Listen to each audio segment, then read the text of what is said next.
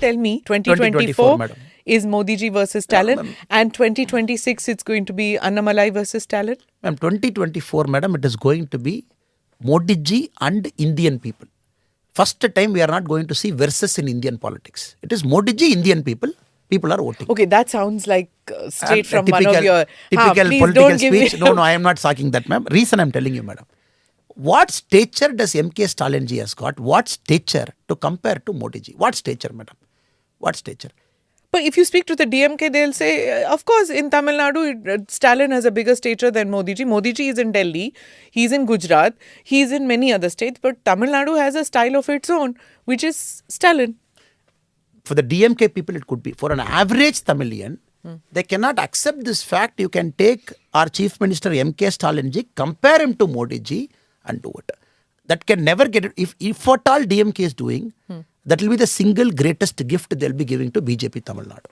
If they're doing that comparison, I think we start with 10% plus. Well, I think even Owaisi said that when Asaduddin Owaisi was in the podcast recently, he said the same thing, that if it's going to be Modi versus somebody, then it's advantage BJP. So 2024 should not be Modi versus anybody. The opposition strategy should be that everybody fight on your own, and post-election then maybe see something. But don't fight it as Modi versus. It works to BJP's advantage. Do you think Tamil Nadu will be the same? Tamil Nadu, what they will try and do, madam, what the way DMK is trying to do it, they will try to make it, again, they will try to play the Delhi versus Tamil card. That is the only card left in their armory. They don't have any other thing because they can't showcase their achievement. It's 20 months already. Not even 20% of poll promises are fulfilled. So the only thing they will try to rack up some emotional issue. That is the only plan they have. Hindi will be an emotional issue. Governor, whatever they try to do, madam. But Tamil peoples are smart enough not to make the mistake that happened in 2019 because they believed in a false narrative. This time it will not happen. So you're seeing no pushback? I mean, we are seeing it on social media. We are seeing it in conversations with Tamilians that we are having about the Hindi pushback. They are scared that, if the BJP still has that image about being a Hindi imperialist party, you don't see that pushback at all when you interact with people? Madam, I don't see that pushback because for them the image of BJP is through the state leadership and our Karyakarta. If you go to Tamil Nadu, out among 100 people, if I ask how many people know Hindi, as state president, I don't know Hindi. Many of us don't know Hindi. We speak in English. With broken Hindi, whatever we can manage, we speak. Like a typical Tamilian who don't know Hindi, with broken Hindi, whatever negotiation we do in the airport, railway station, we come out. So they see it. And second, we are all sons of the soil. We are properly grounded. It is not that Jana Krishnamurthy ji, many Tamilians know now, a hardcore Tamilian was BJP national president. Hardcore Tamilian was BJP national president one point of time. Now I believe, madam, there is no more this Hindi thing will work because normally when Modi ji speaks in a language, for DMK it is easy to say, see, Modi ji is speaking in Hindi, Modi ji is speaking in Hindi. Now they want Modi ji, DMK wants Modi ji to speak in Tamil, then they will say, okay, Modi ji is for Tamil Nadu. But what has happened, people have understood this stupidity. Why should he speak in Tamil? If he's doing for Tamil, till 2019 it was like DMK's argument, Modi ji should speak in Tamil to prove he's for Tamil Nadu. As stupid an argument DMK kept. Now, post this Kashi Tamil Sangamam, the ground level spirit has completely changed. They are like, see this guy born in Gujarat, in Delhi, for no other state he has done something. For Tamil Nadu is doing this Kashi Tamil Sangamam. That is why they have taken the governance issue. I know, ma'am, you're getting into governor. By now, they should have taken Delhi versus Tamil Nadu. Because of Kashi Tamil Sangamam, it is governor versus Stalin. Okay, so I am going to come, since you're going on mentioning the governor issue. It's become such a thing. The BJP, let me first talk about just the governor's issue, whether it is Delhi, whether it is Telangana, whether it is Kerala, whether it is Bengal. The governor versus an elected representative government, elected representative, which is the chief minister. It's become governor versus chief minister in many of these states. And the accusation against the BJP is that you're politicizing the role of the governor. So now let's come to Tamil Nadu, the recent fracas which happened. It was embarrassing, it was awkward, it was terrible which happened. But the lines have been drawn very strong now between the governor and the chief minister. So where do you see this going for the party? I see a trend, madam. It is initially they used to take on Modi ji. All of them have understood taking on Modi ji, nobody is going to win in India. All these leaders whom you have mentioned have understood. Very smartly they have understood. You can't take on Modi ji.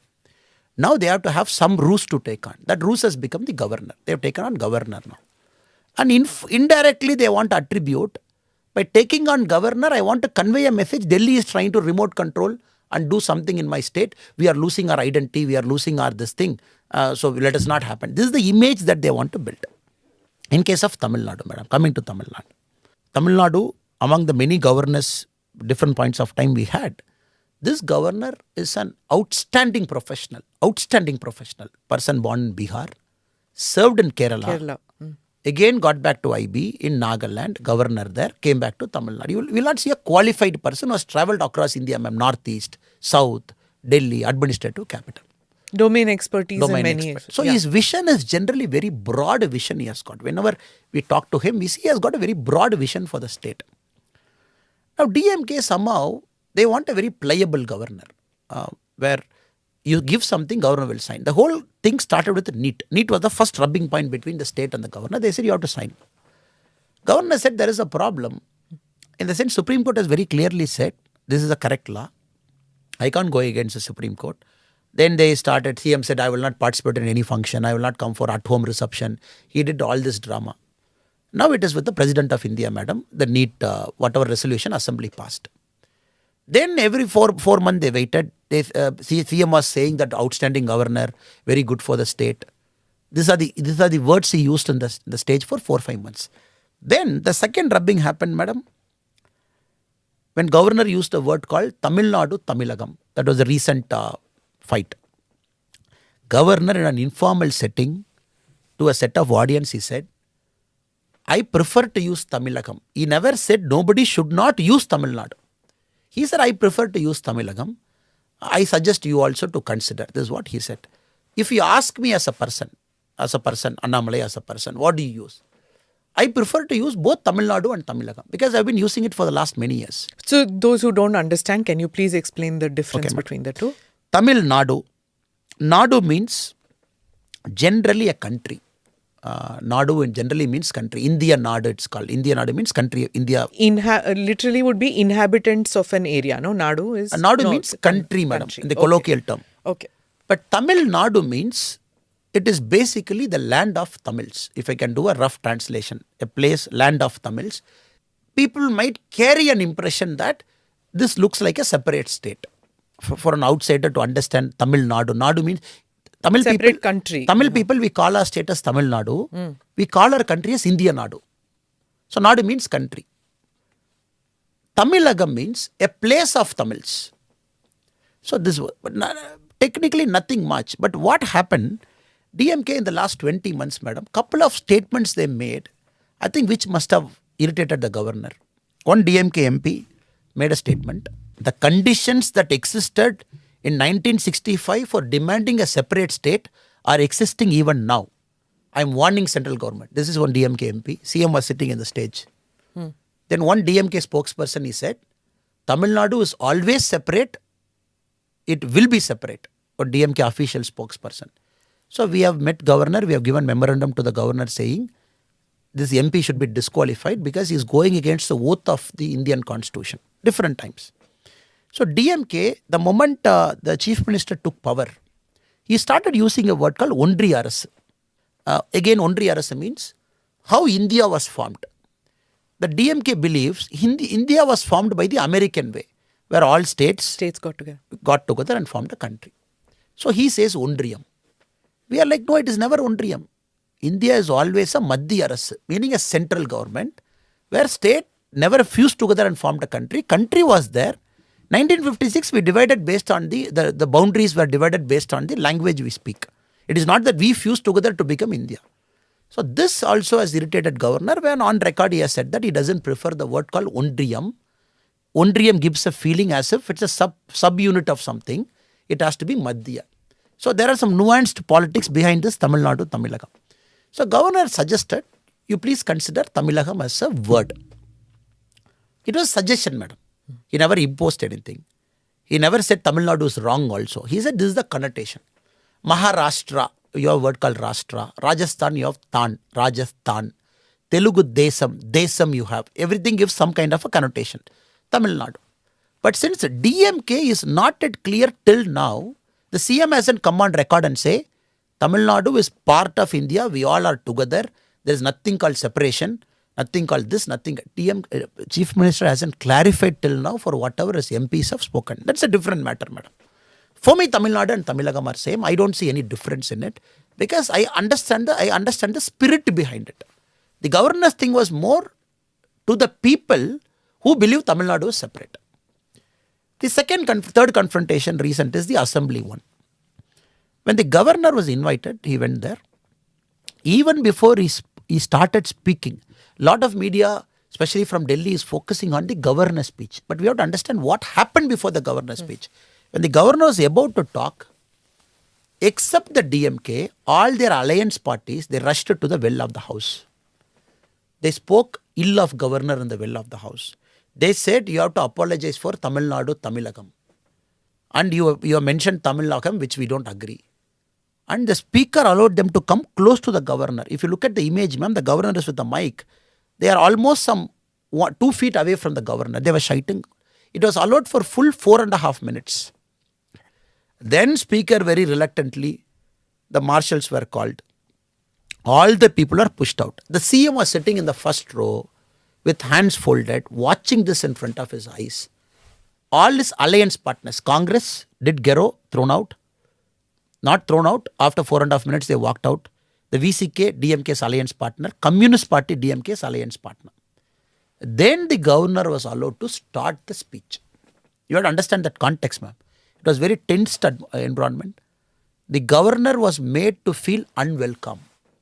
If you look at the images of what happened, the moments before the governor spoke, the speaker sitting in his chair, not even condemning the member, standing up and saying, all of you keep quiet or get out. Because the governor's address, the rule is very clear, ma'am. Nobody can interpret. This is much different from the other days of the house where members interpret. In governor's address, it's very clear people can't interpret because immediately the punishment is much more severe by throwing you out, by suspending you for more time. In other times, interruption can be called as fundamental right to speech. But here it is not that. When the governor started a speech, governor gave a speech. Then the governor was waiting for the national anthem to play. Once the national anthem plays, the governor's speech is complete, the governor will walk out. They didn't put the national anthem. I don't know, purposefully. Then the CM suddenly stood up. He passed a resolution saying, whatever the governor has spoken today, it will not go into the assembly's record. First time in Tamil Nadu's history. Then immediately the governor walked off. Now DMK is setting two narratives in this. One, they say the governor insulted the national anthem. The governor never insulted the national anthem. They insulted the national anthem by not allowing the national anthem to play. And CM, he broke the complete decorum of the house by speaking something out of context in front of governor, saying that whatever you have spoken will not go into records. Thirdly, they say the governor has added some lines to it and given his own speech. Never, madam. The governor, it is true, he hasn't used certain words the DMK has given. But he did not add a single line of his own. Single line of his own. For example, which I completely believe what governor did is right. In one place they say, what governor omitted. The Tamil fishermen who are arrested in Sri Lanka, they got repatriated back only by the efforts of Tamil Nadu government. This is the line. The governor added, due to the efforts of Tamil Nadu government and central government. What is wrong in it? In case the governor hasn't added central government, the governor is doing a constitutional disservice, which means he is himself admitting the state government can take control of the external affairs relationship. It is central government which brought the fishermen back. Of course, Tamil Nadu Chief Minister would have written a letter to our external affairs minister.